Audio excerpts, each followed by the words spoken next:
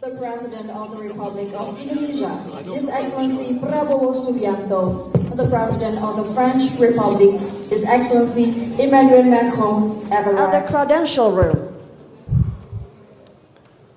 Distinguished guests, ladies and gentlemen, we will now proceed with the joint press statement. To begin, we invite His Excellency, President of the Republic of Indonesia, Prabowo Subianto, to deliver his remarks. Yang Mulia Presiden Republik Prancis, Yang Mulia Saudara Emmanuel Macron, dan seluruh delegasi Prancis, para Menteri Koordinator dan Menteri Kabinet Merah Putih, para tokoh-tokoh usahawan dan masyarakat yang hadir, rekan-rekan media yang saya hormati, hadirin sekalian. Assalamualaikum warahmatullahi wabarakatuh. Salam sejahtera bagi kita sekalian. Shalom, salve, Om Swastiastu, Namo Buddhaya, salam kebajikan, rahayu-rahayu.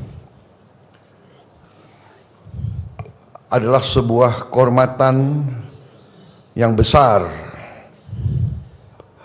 hari ini saya sebagai Presiden Republik Indonesia menyambut kunjungan daripada Presiden Republik Prancis, Saudara Emmanuel Macron, sahabat baik saya di Jakarta hari ini beserta rombongan dari Prancis. Presiden Macron adalah kepala negara pertama dari Uni Eropa yang berkunjung secara resmi ke Indonesia sejak saya menjabat sebagai Presiden Republik Indonesia. Ini membuktikan kedekatan dan persahabatan kita yang kuat antara dua negara kita. Sekali lagi terima kasih kunjungan kehormatan ini. Kunjungan kenegaraan ini juga memiliki suatu makna khusus karena ini tepat dengan 75 tahun hubungan diplomatik antara Indonesia Prancis. Juga antara kedua negara sudah ada hubungan yang lebih khusus lagi, yaitu kemitraan strategis yang telah kita luncurkan pada tahun 2011. Hari ini kami sepakat untuk melangkah lebih jauh lagi dengan mengadopsi deklarasi visi bersama menuju 100 tahun hubungan Indonesia-Prancis di tahun 2050. Ini juga menunjukkan komitmen kita untuk meningkatkan kerjasama kita di bidang strategis. Sebagai negara yang sama-sama memiliki tradisi budaya yang kuat, kami juga meluncurkan deklarasi strategis di bidang kebudayaan Indonesia-Prancis. Sebagai pedoman bagi kerjasama di berbagai bidang kebudayaan dan ekonomi kreatif yang berkontribusi terhadap pembangunan ekonomi dan sosial. Saudara-saudara sekalian yang saya hormati, dalam pertemuan empat mata antara saya dengan Presiden Macron, kami membahas secara intensif kondisi internasional, kondisi geopolitik dan geoekonomi, dan kami meninjau hubungan Indonesia dan Prancis yang penuh dengan persahabatan, saling menghormati dan saling mendukung. Kami tentunya sudah memiliki perjanjian kerjasama pertahanan Indonesia-Prancis. Prancis adalah salah satu mitra utama Indonesia dalam modernisasi alutsista pertahanan, termasuk dalam pengembangan industri pertahanan melalui joint production dan alih teknologi. Kami mencatat hasil positif Indonesia-France Defense Dialogue ke-11 bulan lalu di Jakarta, dan partisipasi Indonesia dalam latihan Angkatan Laut La Perouse sebagai bentuk komitmen bersama untuk menjaga stabilitas kawasan. Saya juga mengundang Presiden Macron besok untuk bersama-sama meninjau pendidikan dan latihan kita di Akademi Militer di Magelang. Juga kita akan meneruskan kerjasama pertahanan yang meliputi peningkatan kapasitas sumber daya manusia kita. Di bidang ekonomi, kami sepakat mendorong hubungan dagang dan investasi yang lebih seimbang. Kami juga meminta dukungan Prancis untuk mempercepat penyelesaian Indonesia European Union CEPA, Comprehensive Economic Partnership Agreement. Dan kami terima kasih bahwa Presiden Macron menjanjikan mendukung keanggotaan kami tidak hanya di CEPA tapi juga di OECD. Dalam berbagai bidang hubungan kita semakin erat, yaitu di bidang transisi energi, ketahanan pangan, makan bergizi gratis, juga di bidang maritim. Indonesia akan hadir dengan utusan khusus dalam konferensi laut PBB, The United Nations Ocean Conference ketiga di Nice, Prancis bulan depan. Di berbagai bidang, di sektor budaya, ekonomi kreatif, kami juga meningkatkan hubungan kita. Di bidang transportasi antar kota dan transportasi kota, kita juga berterima kasih partisipasi Prancis. Di bidang pendidikan, kami mendorong kolaborasi di berbagai sektor pendidikan, dan juga kami telah mengajukan kepada pihak Prancis untuk bisa kita tingkatkan jumlah mahasiswa dan mahasiswi kita untuk belajar sains, engineering, dan kedokteran. Kami juga membahas kondisi global dan kami sepakat untuk terus saling koordinasi dalam menegakkan penghormatan terhadap hukum internasional. Saudara-saudara sekalian, salah satu hal yang sangat penting dalam pembahasan saya dengan Presiden Macron adalah apa yang disampaikan oleh Presiden Macron tentang kehendak Prancis untuk mendorong penyelesaian damai masalah Palestina, di mana Prancis juga akan terus mendukung langkah-langkah ke arah kemerdekaan Palestina sebagai negara yang merdeka. Juga Perancis akan terus mendesak segera diberlakunya penghentian kegiatan bersenjata di Gaza, dan menyuruhkan jaminan terhadap akses kemanusiaan penuh.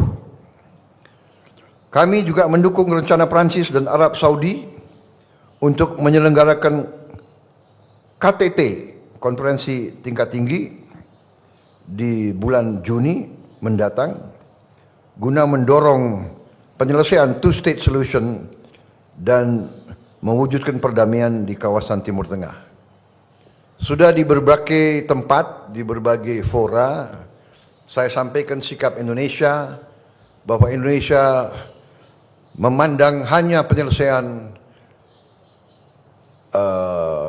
two-state solution, kemerdekaan bagi bangsa Palestina merupakan satu-satunya jalan untuk mencapai perdamaian yang benar. Tapi di samping itu pun saya tegaskan bahwa kita juga harus mengakui dan menjamin hak Israel untuk berdiri sebagai negara yang berdaulat dan negara yang harus juga diperhatikan dan dijamin keamanannya. Karena itu Indonesia sudah menyampaikan begitu negara Palestina diakui oleh Israel, Indonesia siap untuk mengakui Israel dan kita siap untuk membuka hubungan diplomatik dengan Israel. Kami juga menyampaikan bahwa Indonesia siap untuk menyumbang pasukan perdamaian di kawasan tersebut. Saya kira ini hal-hal yang penting yang kita sudah sampaikan.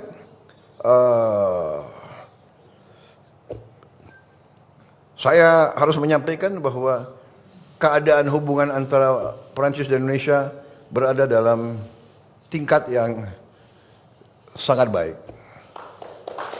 Kemudian salah satu juga saya dapat undangan langsung dari beliau. Saya diundang sebagai tamu kehormatan dalam hari besar mereka, yaitu 14 Juli yang mereka sebut hari Bastille. Itu hari revolusi Prancis yang mulainya berdirinya Republik Prancis yang modern. Saya terima kasih undangan tersebut. Beliau juga undang kontingen dari TNI untuk ikut dalam defile sana. Jadi Menteri Pertahanan siapkan yang terbaik.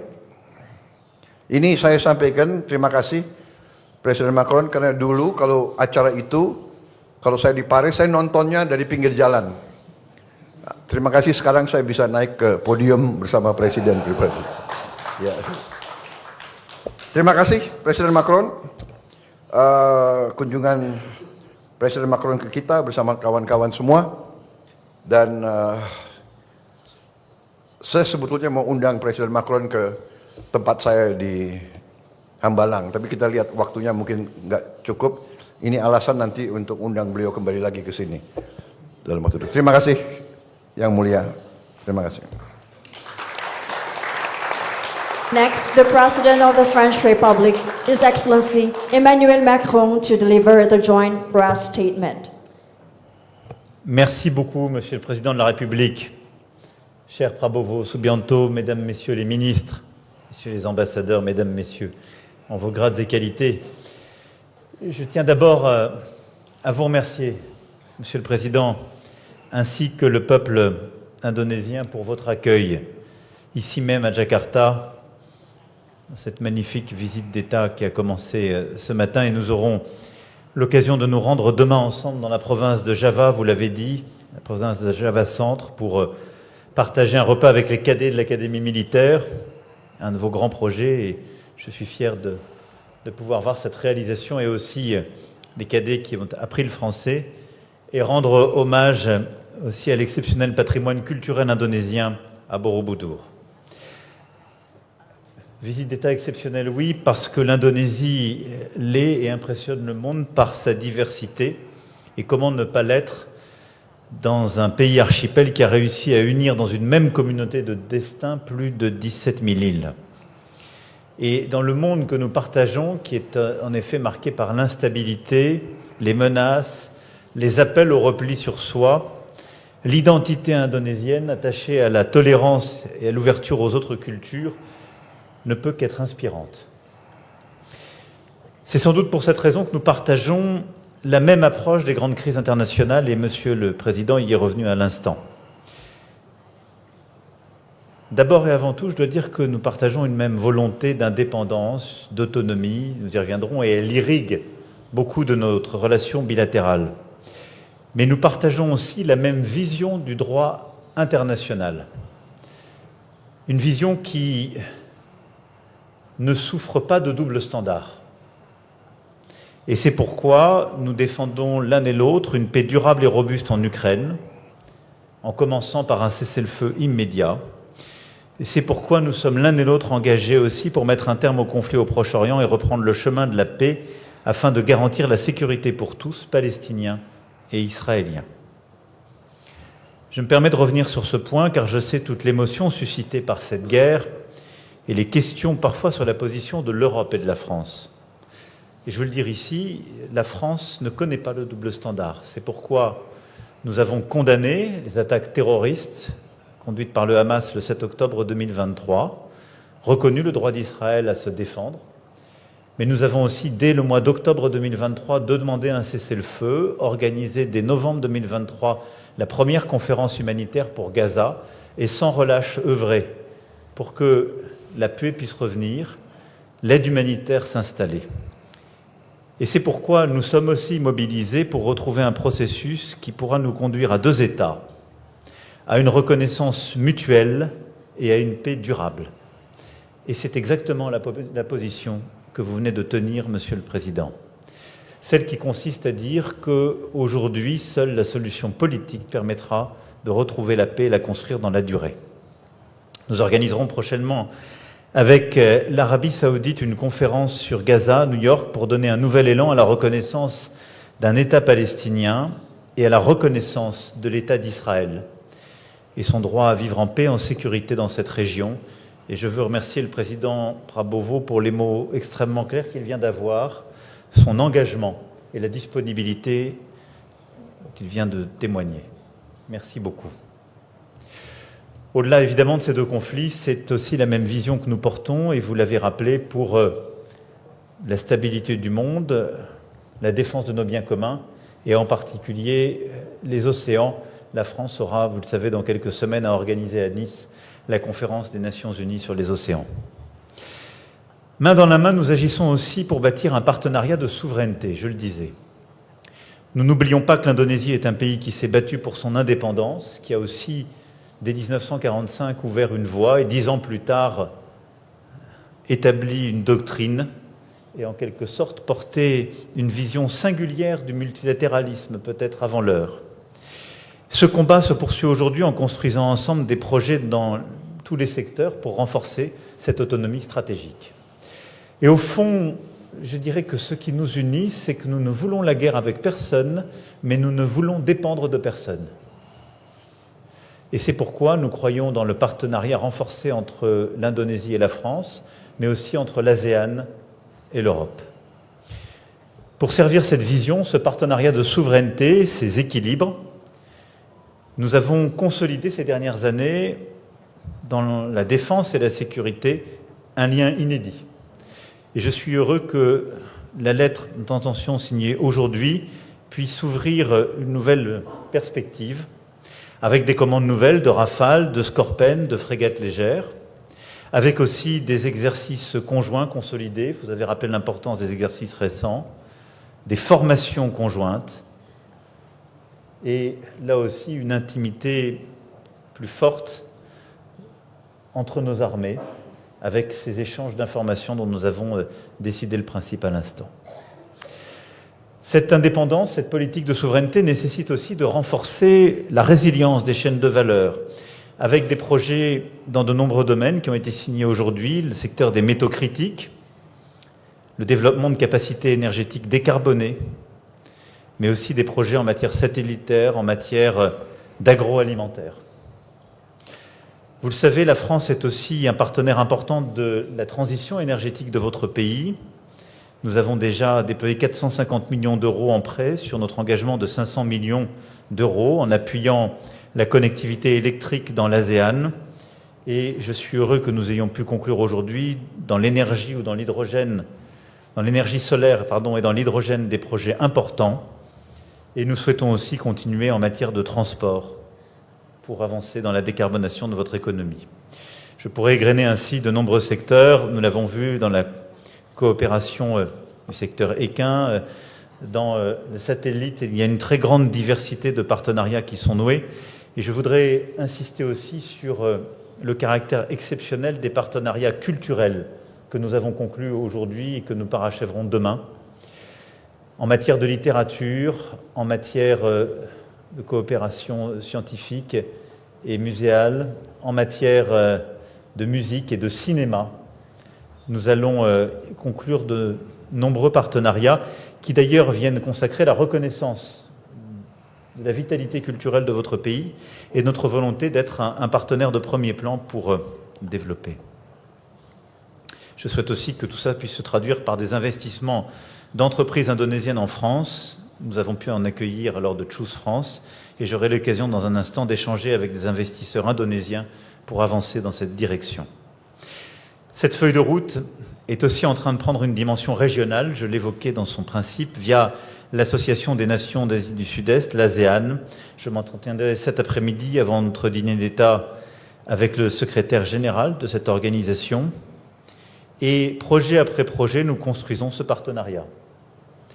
De même, l'Union européenne, qui a vocation à renforcer ses liens avec l'ASEAN et l'Indonésie. À ce titre, je veux ici redire, Monsieur le Président, que je soutiens pleinement la conclusion d'un accord de partenariat global entre l'Europe et l'Indonésie.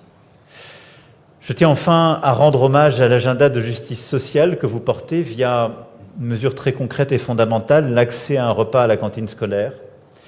Nos efforts convergent au niveau international. Nous avions lancé, plein Covid, cette initiative avec le Programme alimentaire mondial et nous allons développer à vos côtés, accompagner cette initiative extrêmement importante. Et je suis heureux aussi que nous puissions mettre à votre service notre expertise dans le secteur agroalimentaire pour soutenir votre ambition en la matière. Malgré la distance, au fond, mon message est simple, Monsieur le Président. La France est à vos côtés et nous partageons à de multiples égards une certaine idée de l'ordre du monde. Cette visite marque à ce titre une nouvelle étape de notre histoire commune, par des partenariats nouveaux, mais aussi par une vision partagée des équilibres dont nous avons besoin. Et c'est pourquoi, en effet, j'ai souhaité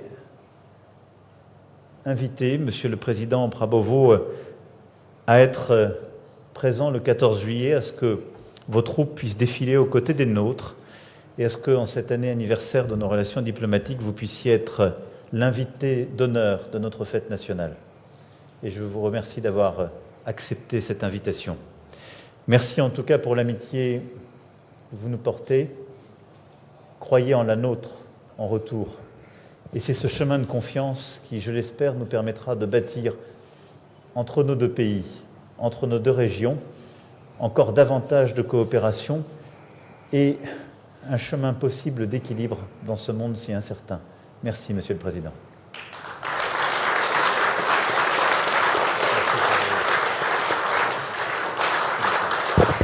Vive la France!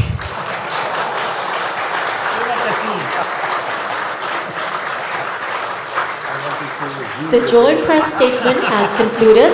We extend our highest appreciation for the presence and commitment of His Excellencies, the President of the Republic of Indonesia and the French Republic in strengthening the strong and enduring bilateral relations.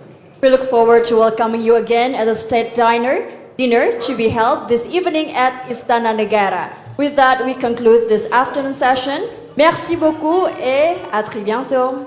See you again.